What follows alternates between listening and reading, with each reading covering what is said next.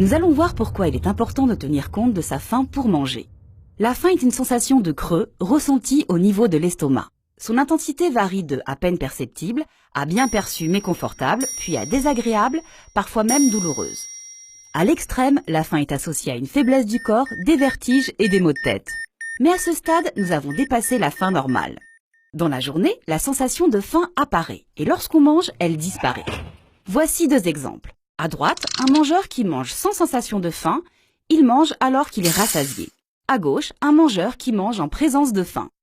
Lorsqu'on a faim, un signal est envoyé depuis l'estomac jusqu'au cerveau, déclenchant une envie de manger que l'on appelle l'appétit. L'appétit nous fait commencer à manger.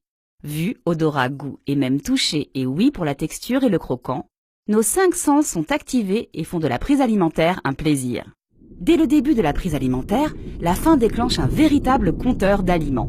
Lorsqu'on mange, on remplit l'estomac. Peu à peu, le plaisir diminue.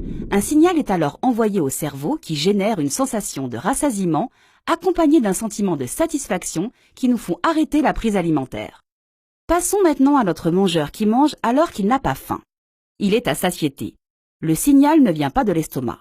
Ce n'est pas l'appétit qui le fait commencer à manger, mais une émotion ou la vue d'aliments qui provoque la prise alimentaire. Dans ce cas, il n'y a pas ou peu de plaisir et le compteur d'aliments ne se met pas en marche.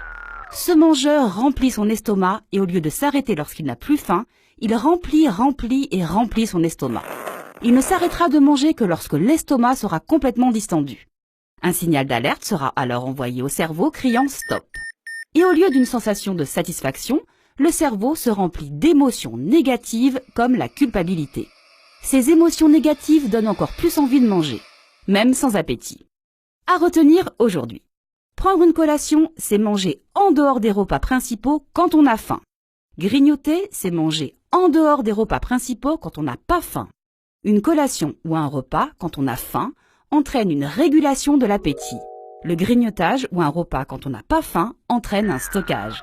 En conclusion, on peut dire que quand on mange sans faim, F-A-I-M, on mange sans faim, F-I-N.